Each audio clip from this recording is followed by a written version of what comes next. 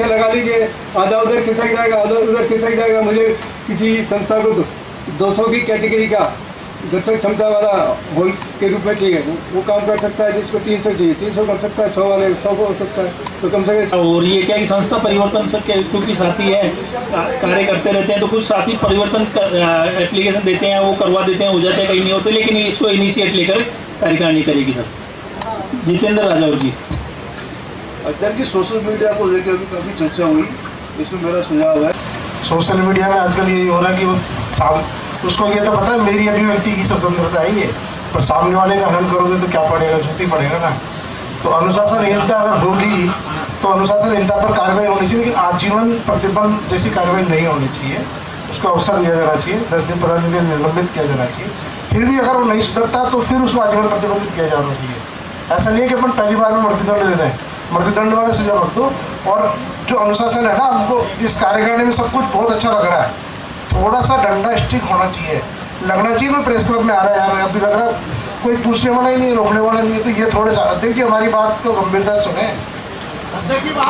देखिए ये सब्जेक्ट ऐसा नहीं है, आपने कार्य बहुत अच्छा काम किया है, 6 महीने बहुत शानदार निकाले हैं, लेकिन थोड़ा सा अनुशासन आप रखेंगे ना, लोगों को लगना चाहिए। जब हम प्रेस क्लब में घुसते थे ना, जब मेंबर नहीं थे तो डरते थे, अनुमति लेते थे, प्रेस कॉन्फ्रेंस में भी आने से पहले 3 बार सोचते थे कि यार जाएँ, सीनियर साहब बैठे नहीं बैठे। तो ये अनुशासनहीनता इसलिए हो रही क्योंकि अपन अपनी शक्ति नहीं बरत रहे। 20 आदमी फिर हम एक्सटेंड करेंगे, फिर आगे 50, आप इसको पारा करो, पारा से करो, ताकि भरावा तो लगे ना थोड़ा बहुत।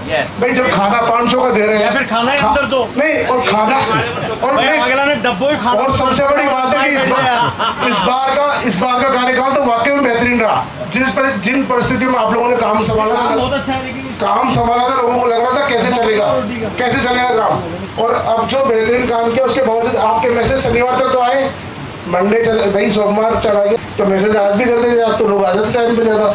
अब खाना खाने तो फिर भी पता नहीं लोगों को सुनचुरा के आएंगे। सुझाव ये है मेरा, अनुशासन थोड़ा कठोर करें, और दंड का मतलब लठ मारना नहीं होता, डर होना चाहिए। और सोशल मीडिया पर अंकुश लगाएं, प्रतिबंधित कर दें, भैया ऐसा लिखोगे तो आपको एक्शन होगा, कार्रवाई होगी। बहुत बहुत आभार नीरज जी सर। एजीएम में आने वाले की संख्या बढ़ाने के लिए मेरा एक सुझाव है कि जो एजीएम में आए टाइम से उन्हें कोई खाने का कूपन दिया जाए। यही तो मैंने बोला है। सुना तो आपको नहीं आई, मैं बोली हो बात। और ये एक अभिनय प्राप्त हमने कर चुका है। छोटा डब्बा बड़ा रोटियां को ठीक। जब मैं निर्वाचन अधिकारी था तो केवल वोट डालने वाले को कूपन दिया था, वो 8 से 47 में निकल गया, बड़ा काम कर रहा है। सुझाव बहुत अच्छा सुझाव है एलएल जी। बात तो सच्चाई ये भी है कि जी sir, thank you sir. Rajkumar ji को एक मेरा सुझाव ये है, इस बार अपने प्रेस क्लब के एक्टिविटी में नारी शक्ति बड़ी तादाद में जीत के आई है। पहली बार से 4 अपने यहाँ कार्यकारिणी में है, उपाध्यक्ष भी है और 3 और पोस्ट है।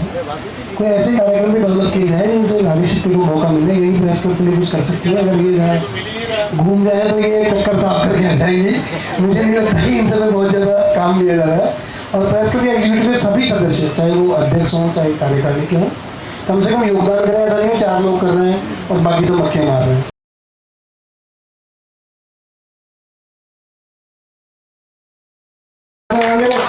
प्रेस क्लब और गोबर या तो सामान ही है।